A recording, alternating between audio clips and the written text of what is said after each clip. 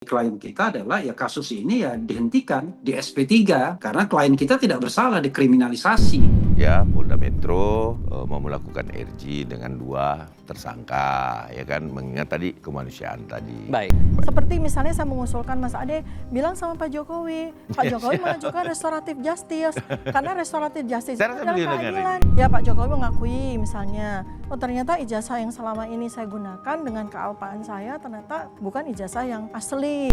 Jadi Pak Jokowi ini maunya restoratif justice. Ini Mbak, pada prinsipnya kita tetap berprinsip bahwa kita mau perkara ini sampai persidangan. Kenapa?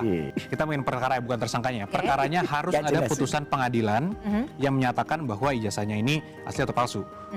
Misalnya pada akhirnya tidak menempuh restoratif justice ini, berarti sudah siap untuk bertarung dalam tanda kutip di pengadilan? Belum tentu, karena apakah pelimpahan kejaksaan itu sudah adequate, sudah memadai? Kami menganggap belum. Sahabat Kompas TV, kasus ijazah Joko Widodo masih terus bergulir dan menjadi perbincangan publik.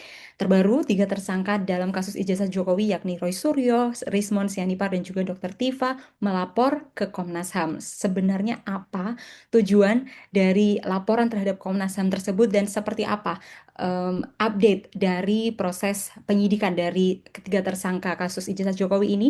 Telah bergabung bersama saya Refli Harun, kuasa hukum dari RRT atau Roy Rismon Tifa. Halo Bang Refli, kabar baik? Ya, kabar baik ya. Saya dari Bala RRT tepatnya, Barisan Pembela Roy Rismon Tifa ya. Bala RRT, Barisan Pembela ya, Bang Refli ya. Oke, baik. Bang Refli, kita mau tahu lebih dalam lagi kalau terakhir kan Bang Refli juga sempat memberikan update kepada publik terkait dengan pemeriksaan saksi ahli yang sudah diperiksa juga di Polda Metro. Itu kelanjutannya seperti apa Bang Refli? Kemarin setelah diperiksa, apa saja yang sudah disampaikan kepada Polda Metro Jaya? Iya, saya koreksi sedikit, kalau istilah dalam masyarakat memang saksi ahli, tapi istilah yang benar ahli saja. Jadi ada ahli, ada saksi. Nah, yang kemarin sempat diperiksa itu adalah ahli. Jadi 3 profesor yang diperiksa, yaitu Profesor Zainal Mutakin dari Universitas Diponegoro, kemudian Profesor Tono Saksono, itu alumnus UGM, ya, Universitas Gadjah Mada, kemudian satunya lagi Profesor Henry Subiakto dari UNAIR, Universitas Airlangga Surabaya. Mereka diperiksa untuk tentu ketiga tersangka ya, Roy, Rismon, dan Tifa, karena panggilannya seperti itu. Cuma memang ada penekanan kalau Profesor Zainal Mutakin itu lebih memberikan keterangan untuk Dr. Tifa karena dia ahli bedah saraf. Jadi yang disampaikan soal neuroscience ya, ilmu tentang otak. Kemudian kalau Profesor Tono Saksono lebih berat kepada Rismon dan Roy Suryo karena dia bicara mengenai soal-soal yang terkait dengan digital forensik, pengukuran dan lain sebagainya. Kalau Profesor Henry Subiakto pasti untuk ketiganya karena dia bicara mengenai Undang-Undang ITE, Informasi dan Transaksi Elektronik, yang memang dikenakan kepada ketiganya, dan itu menjadi isu krusial begitu. Oke, secara spesifik apa yang disampaikan oleh ketiga ahli ini Bang Refli? Ya, secara spesifik Profesor Tono Saksono mengatakan bahwa apa yang dilakukan Roy Suryo dan Rismon Sianipar itu proven bahwa memang ijazah Jokowi itu beda. Salah satunya dia misalnya melakukan semacam eksperimen juga ya, membandingkan foto misalnya. Foto Jokowi di ijazah yang dikatakan so-called ijazah asli yang berkacamata itu dengan Jokowi yang di mana-mana fotonya sebagai presiden ya, baik dulu maupun sekarang, dan dia menemukan ya apa yang dikatakan oleh Rismon dan Roy Suryo itu ya sama, memang berbeda orangnya.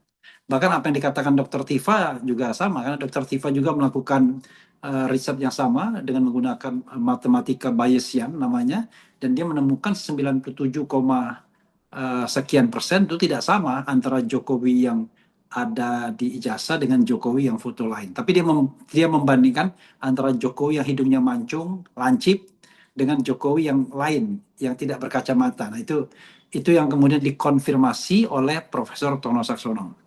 Kalau Profesor Henry Subiakto lebih telak lagi mengatakan itu yang namanya penerapan pasal Undang-Undang ITE untuk menjerat RRT itu yang nggak tepat, sangat tidak tepat, apalagi penggunaan pasal yang kebablasan, pasal 32 dan 35 Undang-Undang ITE 2008 yang belum diubah ya. Itu kebablasan banget karena bukan itu maksudnya. Jadi pasal 32 itu soal mengubah dokumen. Kemudian yang pasal 35 mengubah dokumen agar seolah-olah otentik. Nah, itu sendiri tidak dilakukan oleh RRT karena dokumennya kan tetap. Dokumennya kan ijazah Jokowi. Di mana dokumen aslinya dalam tanda kutip? Ya di Jokowi sendiri yang sekarang yang disita Polda Metro Jaya. Jadi kalau dikatakan Roy Suryo CS atau Roy Suryo, Dr. Tifa dan Rismond mengubah dokumen apa yang mereka ubah? Sehingga pasal itu dianggap mengada-ada karena ancaman hukumannya tidak tanggung-tanggung. Merusak atau mengedit dokumen 8 tahun, merusak atau mengedit dokumen seolah-olah otentik itu 12 tahun. Jadi sebenarnya ini undang-undang di lapangan transaksi elektronik yang biasanya orang mau nipu-nipu untuk ngambil keuntungan biasanya gitu. Dan itu biasanya melibatkan transaksi ya perbankan, uang dan lain sebagainya. Bukan untuk yang begini-begini harusnya. Itu Profesor Henry Subiakto. Kalau Profesor Zainal Mutakin, ya dia menerangkan bahwa memang dalam ilmu kedokteran itu ada yang namanya neuroscience. Kan Dr. Tifa itu memadukan ilmu neuroscience dan perilaku. Dan kemudian mengenalkan cabang ilmu baru yang namanya neuropolitika. Jadi melihat perilaku orang berdasarkan ekspresi muka mikro dan mikro dia. Jadi bagaimana ekspresi yang menggambarkan apa yang dia pikirkan, kan begitu?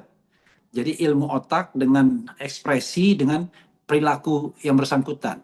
Maka dia bisa mengatakan bahwa ekspresi ketika bicara tentang ijazah, bicara tentang academic record itu ekspresi yang bohong, ekspresi yang tidak benar, kan begitu. Nah, ilmu itu ada. Makanya seorang Zainal Mutakin, Profesor Zainal Mutakin kemudian menerangkan tentang neuroscience itu, ilmu tentang otak itu. Jadi perilaku manusia dilihat bagaimana kemudian dari sudut otak dan perilakunya begitu. Karena kan perilaku kita kan driven by otak kita kan sesungguhnya. Kira-kira begitu. Berarti Dan yang itu scientific. ya, yang neuroscience itu secara spesifik ke Joko Widodo ya, Bang Refli? Ya, tetapi yang melakukan penelitian kan Dr. Tifa kan.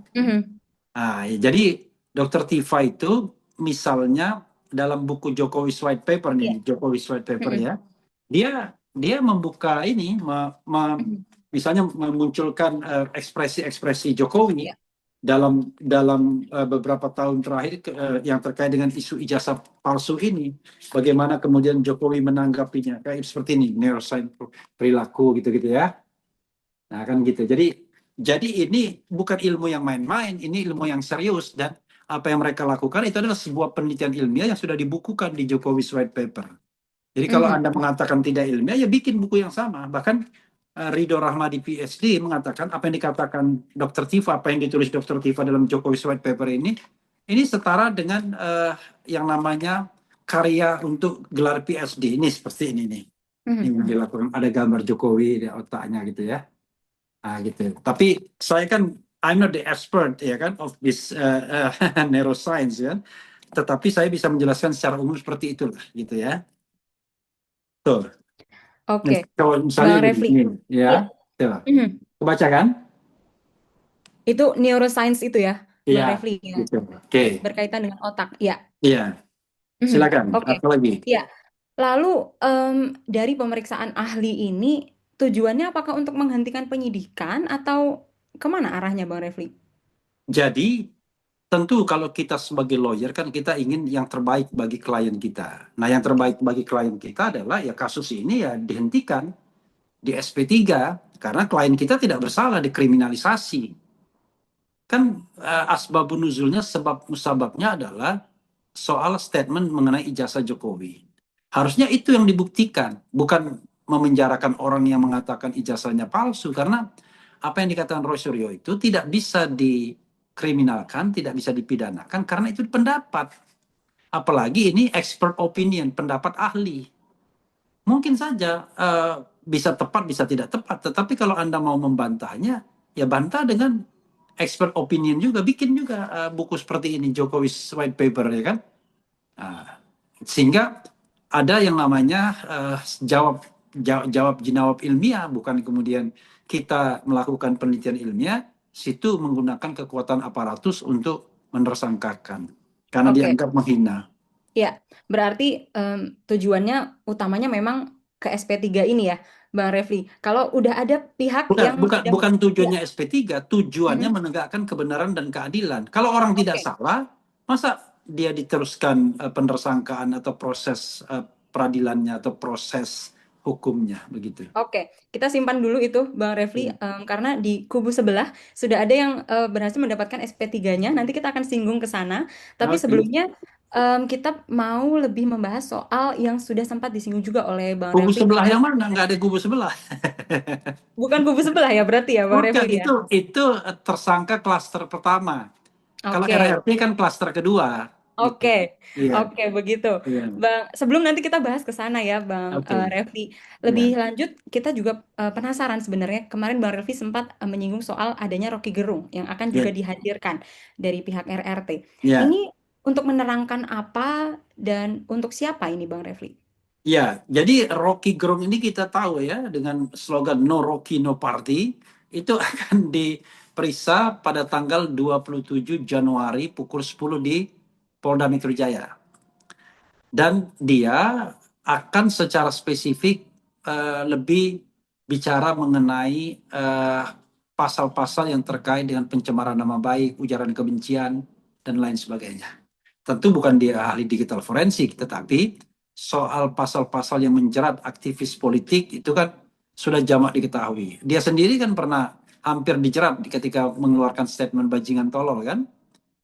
Statement dia saja lebih keras dan dia tidak bisa diapa-apakan ya kan. Harusnya misalnya Dr. Tifa yang membuat statement-statement melalui X-nya ya, melalui X itu di Twitter ya. Nah, itu sendiri ya harusnya diterima sebagai sebuah kebebasan menyatakan pendapat baik secara lisan dan tulisan. Apalagi dilakukan oleh seorang academician. Jangan lupa, Dr. Tifa itu calon kandidat dua doktor yang bersamaan dari dua universitas. Satu ilmu politik, Universitas Pajajaran, dan satu ilmu kedokteran, Universitas Indonesia. Dan itu insya Allah selesai pada tahun ini, dua-duanya. Oke, berapa ahli lagi, ahli meringankan lagi ya lainnya selain Rocky Gerung yang akan dihadirkan juga, Bang Refli? Jadi, pertama, kita diundang untuk 7 ahli. Mhm. Baru datang 3 ahli, jadi 4 ahli lagi masih. Kemudian 3 saksi, tapi kami menambahkan lebih banyak ahli dan lebih banyak saksi untuk mengimbangi ahli dan saksi yang konon sudah diperiksa banyak benar. Ahli aja 22 orang yang diperiksa konon yang ketika kami menghadiri gelar perkara khusus. Karena itu ya kami minta hak yang sama. Kalau Polda menghadirkan 22 ahli yang memberatkan, ya kita mau mencari 22 ahli yang keterangannya meringankan. Walaupun tidak ada istilah ahli meringankan ya. Kan ahli itu harus objektif. Nah, kita mengajukan beberapa lagi. Misalnya kita ajukan Ugroseno, kita ajukan. Kemudian kita ajukan ahli hukum pidana, kita ajukan. Jadi selain 7 ahli yang sudah diundang, kita mau menambahkan ahli-ahli lainnya. Agar permainan berimbang, ya, jangan satu sisi aja begitu. Dan demikian juga saksi, kita mau tambahkan. Ada Bonatua Silalahi kan, yang menang di KIP. Ada Lukas Luarso misalnya. Ada yang kemarin menunjukkan ijazah kakaknya yang meninggal di pengadilan di Solo kan. Nah, itu semua dalam rangka memperkuat argumentasi bahwa apa yang dilakukan oleh RRT itu adalah bisa dipertanggungjawabkan baik secara hukum maupun secara ilmiah. Oke, berarti kita masih tunggu ya, Bang Refli, untuk nama-namanya kira-kira sampai akhirnya ini berapa? Apakah melebihi dari saksi-saksi yang sudah dihadirkan? Iya, yang jelas kita akan tambah lebih dari 10 ya. Kemarin kan 10, 7 Oke. ahli, 3 saksi. Nah, sekarang kita tambahkan belasan lagi ahli dan saksinya. Apakah nanti akan dikabulkan atau tidak, kita akan lihat begitu. Oke, oke, Bang Refli. Lalu seperti yang tadi sudah disinggung oleh Bang Refli terkait dengan keinginan klien ini pada akhirnya untuk ke SP3 atau penghentian penyidikan itu sendiri. Apakah Bukan keinginan iya, klien, bukan keinginan klien. Itu adalah upaya maksimal dari iya, PH dari penasihat hukum. Iya. Karena bagaimanapun sebagai penasihat hukum kan kita ingin yang terbaik. Nah, yang terbaik itu adalah membebaskan klien from the beginning, Yes. tetapi dengan menegakkan kebenaran dan keadilan. Itu. Oke. Berarti salah satunya adalah dengan adanya laporan ke Komnas HAM itu, Bang Refli. Iya, jadi laporan ke Komnas HAM itu adalah upaya kita untuk menyebarkan mengenai dugaan terjadinya pelanggaran hak asasi manusia dalam proses penanganan kasus ijazah palsu ini. Baik prosedur maupun substantif. Secara prosedur misalnya, banyak prosedur yang dilanggar, dilampaui. Harusnya mereka ini tidak boleh diproses kasusnya sebelum kasus perdata dan kemudian kasus di Bareskrim kemarin itu selesai 100%. Karena walaupun penyelidikannya dihentikan, tetapi protes salah seorang penasihat hukum Egy Sujana mengenai bahwa prosedur yang dilakukan oleh Bareskrim kemarin yang Brigjen Johandani itu melanggar peraturan Kapolri misalnya, itu ditanggapi oleh Irwasum. Dan kita sedang berkomunikasi lagi mempersoalkan itu bagaimana tindak lanjutnya. Nah, di Solo sendiri ada pengadilan CLS, Citizen Lawsuit, ya kan?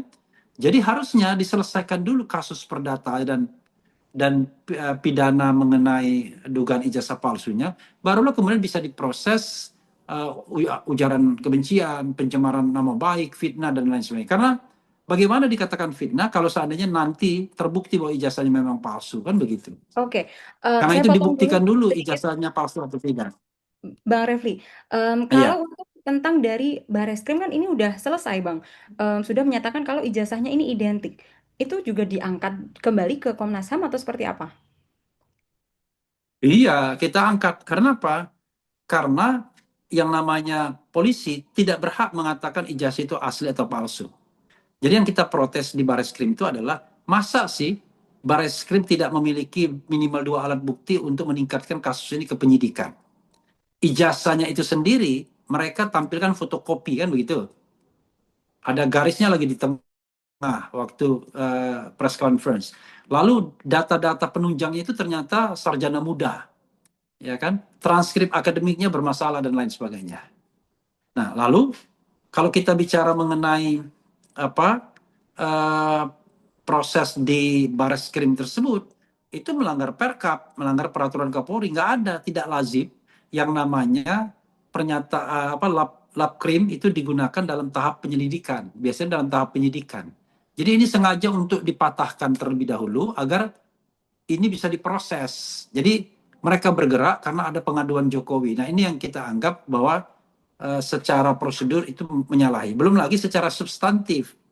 Misalnya salah satu yang kita sebutkan adalah ada undang-undang tentang perlindungan saksi dan korban, Undang-Undang Nomor 31 2014 pasal 10, yang mengatakan bahwa yang namanya pelapor, saksi, ya, korban, pelapor dan saksi terutama, itu tidak bisa dilaporkan balik dalam baik secara pidana maupun perdata atas laporannya. Nah, sekarang kita tanya, siapa yang dilaporkan balik? Ya tentu TPUA kan yang melaporkan itu TPUA. Lalu tiba-tiba dia dilaporkan balik dan menjadi tersangka semua 5 orang kan?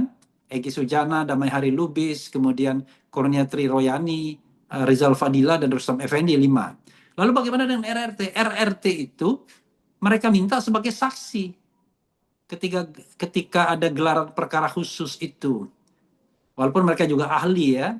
Kenapa? Karena mereka datang ke UGM pada tanggal 15 April untuk melihat dokumen Jokowi, terutama skripsi.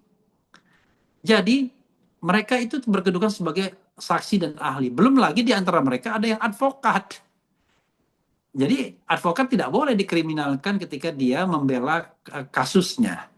Nah, karena itu kita anggap bahwa ada pelanggaran prosedur, ada pelanggaran substansi. Prosedur lain yang dilanggar adalah ya harusnya diselesaikan dulu kasus perdatanya Citizen Lawsuit misalnya, atau di Bareskrim Mabes Polri tersebut harusnya ya nggak mungkin nggak punya 2 minimal alat bukti. Terlalu banyak menurut saya alat bukti yang bisa digali dari kasus ijazah palsu ini. Kita saja menengarai dari semua tampilan ijazah Jokowi itu tidak sama semua. Kalau satu pun berbeda berarti ada itu berarti palsu.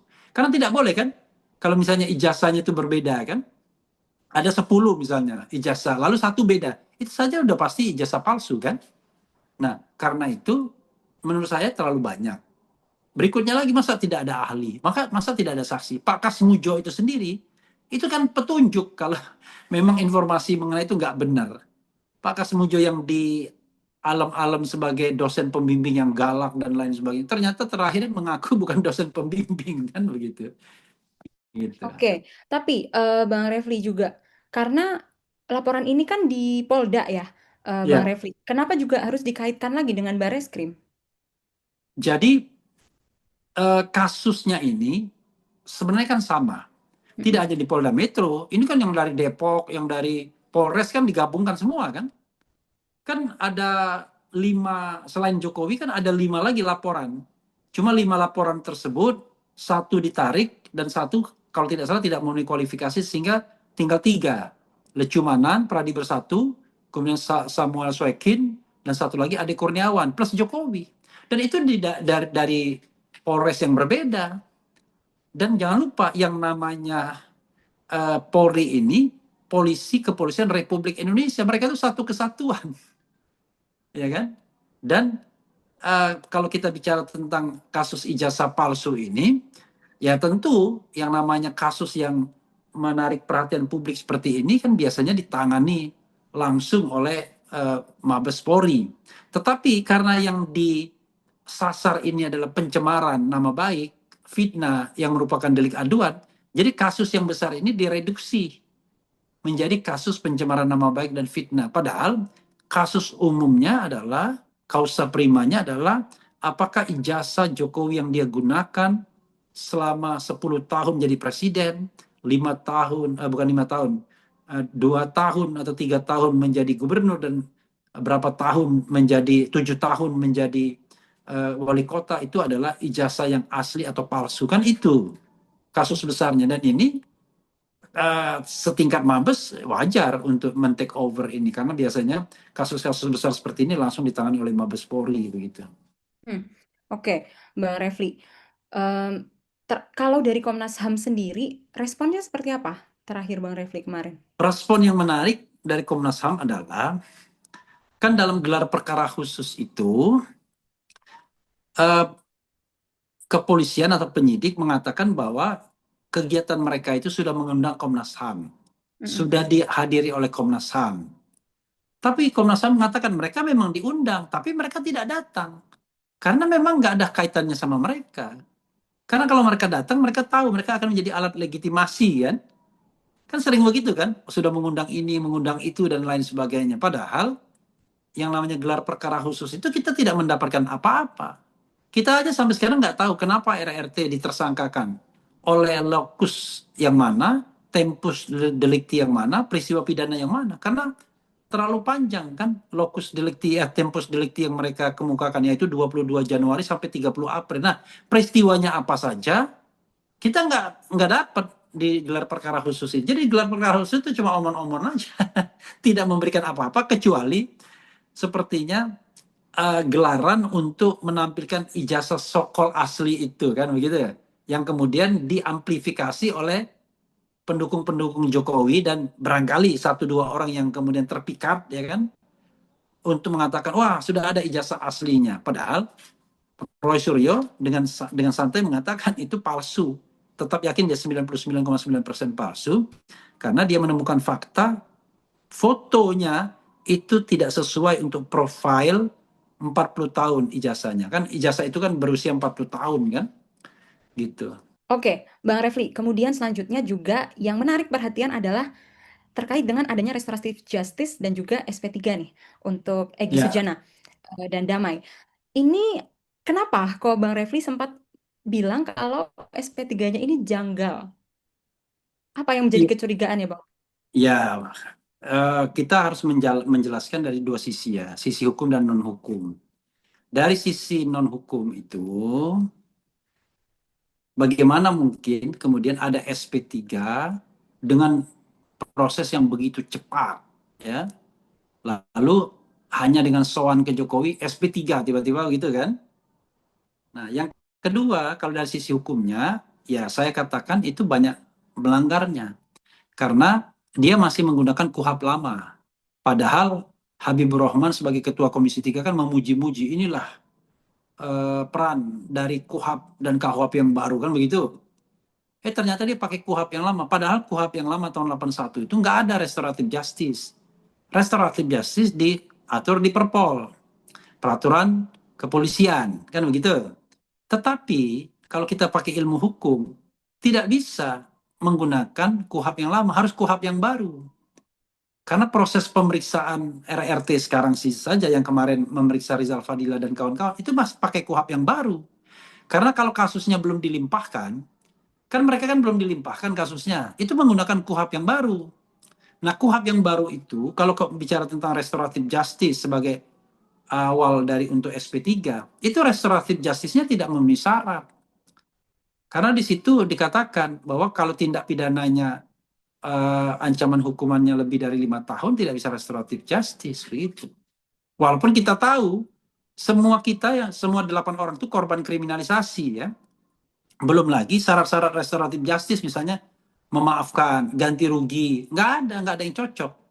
Karena di situ katanya Egy tidak minta maaf, berarti gagal. Kemudian Egy tidak ganti rugi, mau ganti rugi apa? Egy tidak ganti biaya kan begitu. Malah sebaliknya, jangan-jangan sebaliknya. Nah, sehingga saya katakan syarat restoratif justice itu tidak terpenuhi berdasarkan KUHP yang baru. Kalau dia menggunakan KUHP yang lama itu nggak ada. Kalau dia menggunakan Perpol, nggak seimbang. Kan dia mau menggunakan azas lex favorio. Azas lex favorio itu di pengadilan nantinya, bukan di proses pemeriksaan sekarang. Oke lah, kalau dia mengatakan KUHP yang lama lebih menguntungkan, tapi tidak ada restoratif justice-nya, adanya di Perpol. Perpol itu kan peraturan di bawah sekali, nggak bisa dia menghilangkan eksistensi KUHP yang baru ini, karena KUHP yang baru undang-undang. Dan dalam KUHP yang baru ini, semua itu harus ada izin pengadilan, harus ada penetapan pengadilan. Jadi sebenarnya batal itu. Tetapi ya sudahlah, kita kan tidak mau juga mengganggu orang yang menyerah dengan perjuangan kan. Nah, Tetapi kalau dikatakan dari sisi hukum, saya mengatakan banyak bolongnya begitu, banyak melanggarnya. Dari sisi politik ya sudah jelas. Jokowi ingin ngajak damai. Itu kan pesannya kan seperti yang saya katakan di sebuah acara, Jokowi pakai ilmu Sun Tzu. Kalau orang itu menghadapi lawan, maka tundukkanlah dia, kan begitu. Kalau tidak bisa ditundukkan, ya kasihlah permen. Berarti Nah, kecurigaan, ya, ini kan silakan Bang. dikasih permen, biar kemudian menjadi pesan bagi yang lain. Kalau mau ya bebas, mau SP3, datanglah ke Solo. Saya marah, apa begitu penegakan hukum itu? Begitu. Oke, berarti dari pihak RRT ini tidak akan menempuh jalur restoratif justice ini, Bang? Restoratif justice itu jalur yang mengandaikan kita bersalah. Oke. Kita bersalah lalu kita minta maaf sama korban. Jadi Jokowi itu dipersepsikan, ditempatkan sebagai korban. Roy Suryo, Dr. Tifa, Rismon sebagai pelaku. Nah pertanyaannya adalah siapa korban, siapa pelaku? Ya terbalik. Menurut kita yang jadi korban itu justru Roy Suryo, Dr. Tifa, dan Rismon. Mereka menggunakan haknya untuk berpendapat, baik secara lisan dan tulisan, mengeluarkan expert opinion, malah dikriminalkan. Coba berapa lama mereka kemudian tidak bisa produktif untuk, seperti Dr. Tifa jelas itu kerugiannya. Dia tidak bisa menyelesaikan 2 S3-nya secara tepat waktu karena waktunya habis untuk ini, konsentrasi tenaga, pikiran, dan lain sebagainya. Belum lagi, ya sebagai seorang ibu rumah tangga yang punya tanggungan dan lain sebagainya, kan dia pun juga harus bertanggung jawab pada keluarganya. Itu kan tidak bisa dilakukan secara baik selama proses proses kriminalisasi ini. Kalau seandainya dia diberikan kebebasan atas dasar konstitusi untuk berpendapat seperti kita semua, kan santai-santai aja, kan tidak ada kekhawatiran untuk dikriminalkan, ditangkap dan ditahan begitu. Berarti untuk Egy dan Damai yang sudah menempuh jalur restoratif justice ini mereka bersalah dong, Bang? Begini, kita tidak mengatakan mereka bersalah, ya kan? Menurut saya penegak hukumnya yang kemudian tidak menerapkan restoratif justice secara benar. Nah, pertanyaannya adalah kenapa begitu? Ya, menurut saya karena atas perintah Solo, atas perintah Jokowi. Jadi, Jokowi ingin memberikan kesan bahwa kalau Anda mau bebas, datanglah ke saya, kan begitu. Sehingga ini dua contoh. Nah, dia berharap 6 lainnya yang masih tersisa juga menempuh restoratif justice. Jadi case close. Artinya dia akan dianggap sebagai negarawan, memaafkan orang. Tapi sesungguhnya di balik itu ijazahnya nggak pernah diungkapkan apakah asli atau palsu. Padahal itu yang kan yang diinginkan masyarakat. Makanya saya dalam sebuah acara di tempat lain mengatakan begini, kita ada 3 hal yang perlu kita entertain dalam tanda kutip. Rakyat, kemudian para tersangka dan Jokowi sendiri sebagai pelapor. Bagaimana men-treat mereka? Satu, rakyat. Masyarakat harus diberikan haknya, the right to know, hak untuk mengetahui informasi yang sesungguhnya. Sehingga harus ada pembuktian ijazah ini palsu atau tidak. Tidak harus di dalam pengadilan, di luar pengadilan bisa juga asal educate. Saya sarankan adakan konferensi nasional atau bahkan internasional yang mengundang pakar-pakar telematika, pakar digital forensik untuk menguji ijazah ini secara transparan, akuntabel dan objektif. Kan begitu? Sehingga dicapai sebuah expert opinion yang umum, ya kan? Nah, untuk Jokowi, saya menyarankan, ya sudahlah, dia berobatlah ke luar negeri sebagaimana diusulkan oleh Dr. Tifa. Itu penyakit autoimunnya makin ganas, ya kan? Yang menyebabkan dia tambah kurus, kemudian rambut tambah berontok, muka tambah merah, tidak bisa bersalaman dan lain sebagainya. Ketimbang ini. Tetapi proses hukum ya tetap harus dijalankan. Kalau Pak Jokowi salah, ya dinyatakan bersalah. Perkara kemudian nanti dimaafkan dengan memberikan gerasi misalnya. Ya kan? Ya silakan saja oleh Pak Prabowo. Nah, kepada Roy Suryo, karena dia tidak bersalah, dikriminalkan, kan tidak ada pembuktian ijazahnya, ya bebaskan dulu. Sampai menunggu apakah ijazah itu asli atau palsu. Kan semua itu baru ada justifikasinya kalau ijazah itu palsu. Kalaupun begitu, misalnya ijazah itu asli, let's say asli, tidak bisa juga orang itu dipidanakan karena pendapatnya. Kan semua itu dilakukan berdasarkan ekspertis, keahlian. Masa kalau misalnya seorang ahli melakukan penelitian dan hasil penelitiannya berbeda dengan yang lain, tiba-tiba dikriminalkan. Ya kita masuk zaman Galileo Galilei. Ketika Galilei mengatakan matahari lah yang menjadi pusat tata surya kita, malah dihukum mati dia. Jadi sekali lagi kita jaga demokrasi, kita jaga konstitusi, kita jaga hak asasi. Ini yang paling penting untuk menegakkan sendi-sendi bernegara kita. Konstitusi, hak asasi dan demokrasi. Nah, salah satunya adalah hak untuk menyatakan pendapat baik secara lisan dan tulisan. Begitu.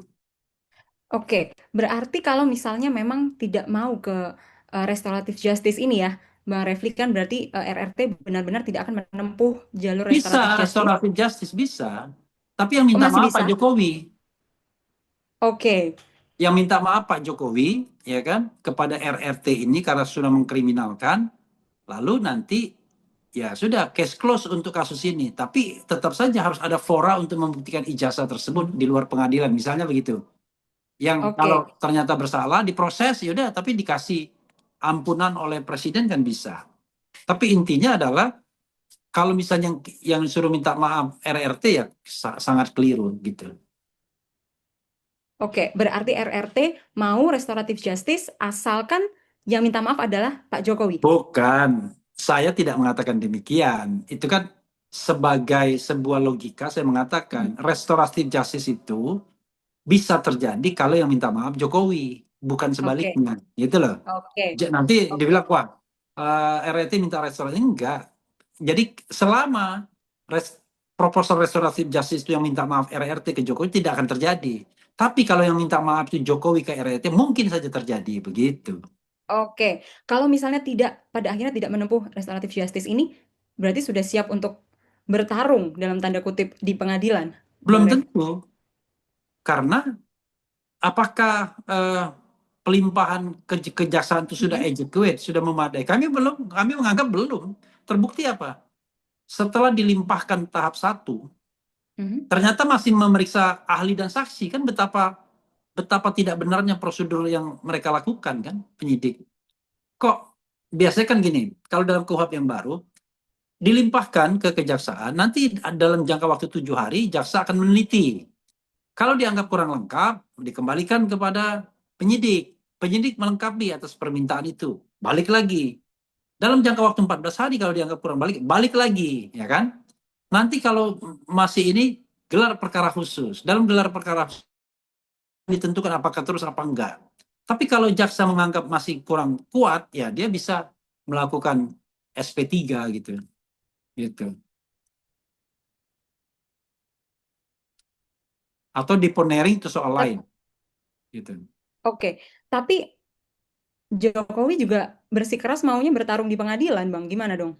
Loh, bertarung di pengadilan itu pertarungan yang tidak fair. Kenapa? Karena pengadilan ini bukan pengadilan pembuktian ijazah, tapi pengadilan yang mendudukkan Roy Suryo, Rismond dengan Dr. Tifa sebagai terdakwa. Yang fair itu adalah kalau bertarung di pengadilan gugatan perdata, seperti di Solo itu. Tapi Pak Jokowi kan nggak berani, gitu. Karena di Solo itu jelas objeknya ijazah. Kalau nanti pengadilan RRT ini bukan pengadilan ijazahnya yang akan diutamakan, akan dibelokkan pada pembuktian. Apakah Roy Suryo sudah melakukan tindak pidana, Dr. Tifa sudah melakukan ujaran kebencian, Rismond sudah melakukan rekayasa terhadap sebuah dokumen. Jadi ijazahnya malah nggak disentuh seperti halnya Gus Nur dan Bambang Tri. Tapi ya kami sudah siap untuk terus mempermasalahkan ijazahnya. Ya kita akan libatkan masyarakat sebanyak-banyaknya untuk melihat apakah pengadilannya fair atau enggak, begitu. Oke, kalau di pengadilan tidak fair, berarti ini upaya yang dilakukan sekarang ini adalah supaya RRT ini tidak bertarung di pengadilan ya berarti, Bang? Bukan, yang namanya penasihat hukum pasti menginginkan kliennya itu bebas di tahap awal, sudah menang di tahap awal, sehingga kita tidak membutuhkan energi yang besar untuk save the client, kan begitu. Tetapi jangan lupa, problem besar bangsa ini adalah kepastian apakah ijazah itu asli atau palsu. Nah sebenarnya bisa dicapai di citizen lawsuit yang sekarang sedang berproses di Solo. Kalau hakimnya cukup independen, dia bisa perintahkan pihak Jokowi untuk membuktikan apakah ijazahnya asli atau palsu. Karena ada gugatan dari masyarakat, kan. Nah dari situ sebenarnya akan berproses secara baik, karena tidak ada yang dijadikan tersangka pesakitan, ya kan? Jadi pertarungannya fair, tidak ada yang ditangkap, tidak ada yang ditahan. Yang ada adalah silahkan mengajukan ahli dan saksi serta dokumen-dokumen sebagai alat bukti, sehingga nanti hakim bisa memutuskan apakah ijazah Jokowi itu asli atau palsu. Kan begitu yang sebenarnya yang ingin diinginkan masyarakat. Cuma sorotan terhadap citizen lawsuit di Solo itu, ya mungkin karena bukan di Jakarta ya, tidak terlalu besar gitu. Yang ditunggu adalah pengadilannya Roy Suryo, Rismond dan Dr. Tifa. Itu pengadilan yang menurut saya sudah tidak fair. Karena bukan untuk membuktikan ijazah itu asli atau tidak, tapi membuktikan apakah RRT melakukan tindak pidana atau tidak. Berbeda jadinya. Oke. Untuk upaya yang terakhir ini, untuk supaya masih ada pembuktian antara ijazah identik dan asli atau tidaknya ini, Bang Refli? Iya, kita kan sekarang ini sedang menunggu apakah kemudian kejaksaan menganggap kasus ini layak untuk dilimpahkan ke pengadilan atau tidak, P21. Itu yang kita tunggu, kan. Kalau kami menganggapnya tidak layak, sehingga kejaksaan mudah-mudahan akan memikirkan untuk menghentikan kasus ini karena tidak layak, ya kan. Kalau misalnya, saya tidak mau berkala-kala kalau tidak ditanya. Gitu. Oke. Berarti kartu as terakhirnya apa, Bang Refli, yang akan dikeluarkan nanti? Ya, kalaupun misalnya harus bertarung di pengadilan, ya kita akan tetap meminta Jokowi hadir dalam persidangan itu. Kita akan bombardir Jokowi. Apakah benar dia kuliah di UGM atau tidak? Karena seperti yang dikatakan Dr. Tifa ya, ada yang namanya bagian otak namanya hipokampus. Kalau dia itu memang mengalaminya sendiri, dia mudah sekali memorinya dibangkitkan ya, walaupun sudah 40 tahun yang lalu. Oh iya, ada teman saya di sana, teman saya di sini dan lain sebagainya. Oh iya, kelihatan kan? Nanti dokumen-dokumen yang jumlahnya 709 itu ya kita lihat apakah iya, apakah betul dokumen itu concise, satu dan yang lainnya itu connect untuk membuktikan. Karena jangan lupa, ijazah itu hanya satu faktor saja. Bisa jadi ijazahnya asli karena dibikin dengan dalam belangko yang asli, atau tidak ada kemampuan kita untuk mencari sebuah laboratorium penelitian yang independen, kan begitu. Sehingga dikatakan asli. Tapi jangan lupa, ijazah asli itu belum tentu kemudian didasarkan pada proses yang benar. Banyak ijazah yang beredar asli kan, dari universitas baik dalam maupun luar negeri. Tapi apakah yang bersangkutan sekolah atau enggak? Banyak yang tidak sekolah, tapi mendapatkan ijazah asli. Jadi ijazah itu ada dua.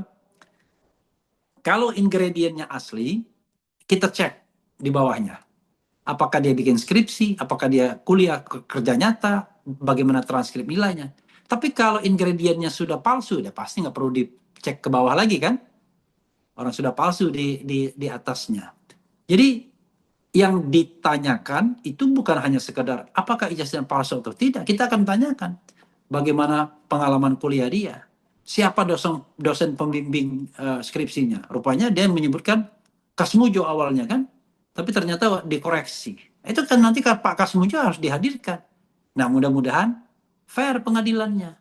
Jangan Oke. sampai pengadilannya berat sebelah begitu. Ya, oke, berarti memang kita masih bisa menunggu ya, Bang Refli, kemana ujungnya ini nanti, apakah akan berakhir di pengadilan, atau kan bahkan akan berakhir hanya di bulan ini, di bulan Januari 2026 ini, kita masih tunggu, Bang Ya Refli. itu tanyakan pada mendiang Glenn Fredly ya. Oke, oke Bang Refli. Di Terima kasih banyak. Januari. Terima kasih banyak Bang Refli. Ya. Waktunya kita akan tunggu sama-sama kemana ujung kasus ijazah Jokowi yang masih terus bergulir ini. Salam Oke. sehat, Bang Refli. Oke, salam sehat juga.